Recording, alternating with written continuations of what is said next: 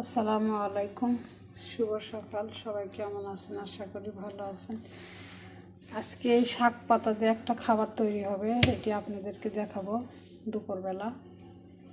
সেদিনকে বাছছিলাম।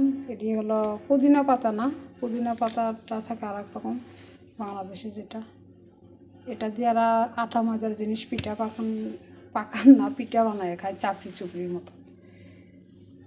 কাছ থেকে দেখাচ্ছি, সুন্দর পাতা। এটি সালাতো খায়। আর এটি আমাদের বাংলাদেশে যে জঙ্গলে হয় না, চন্দন গোটা কয়, চন্দনের গাছ, লাল লাল ফল হয়, পরে পাকলে ফাটে ফাটে পড়ে যায়। আমরা খাইছি ছোটোবেলা। সেই চন্দন ফলের মতন এটি কিসের বিচি জানি, এটি হলো পানি দিয়ে, গরম পানিতে ভিজাইছে।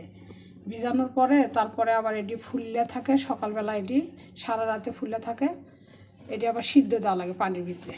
সিদ্ধ দিলে এটি আবার পানিতে ভিজাতে, এটি প্রত্যেক দিন ওরা মানে মেহমান টেহমান আসে না, ওই ফল ফুল গাহুয়া মাহুয়া খায় এটির সঙ্গে।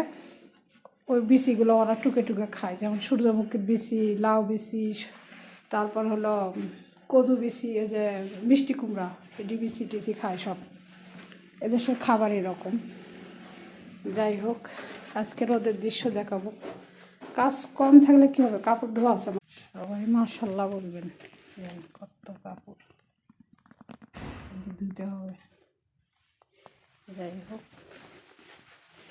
এখানকার কাজ আছে, কাজ শেষ হলে করবো। এই যে ইটি আনে রাখছি, হালকা থাকলেও তারপরে এই যে ম্যাডামের শাশুড়ির ঘর, বুড়ি বাথরুমে গেছে,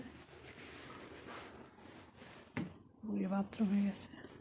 যাই হোক, সকালকার দৃশ্যটা দেখায়, সুন্দর মাশাল্লাহ, সুন্দর, অনেক সুন্দর। দেন রোদ উঠিছে, দুনিয়া রোদ উঠিছে, কিন্তু নিচে এগুলো আমি ধুই সাপ্তাহিক। রোদ উঠিছে চকচকা, কিন্তু বাতাস আছে, দেখছেন বাতাস আছে। এগুলো কিন্তু ফলমূলের গাছ, এগুলো শীতের শেষে এগুলো ফলে ফুল আসবে। এটা 3 ফলের গাছ, আলহামদুলিল্লাহ। আর এটা লটকা ফলের মতো হয়, শীতের শেষে থেকে মানে ফল পাকা শুরু হবো, এখন ফল বাড়াইতেছে একটু করে গুটি। আর এগুলো হবো শীতের শেষের দিকে, শীতের শেষের দিকে ফুল বাড়াইবো, একটা বেগুনি কালার ফুল, সব পাতা পড়ে গেছে সব গাছে। যাই হোক, রোদের দৃশ্যটা সুন্দর লাগতেছে মাশাআল্লাহ। একটু টানে দেখান যাবে, টানে দেখাই তো।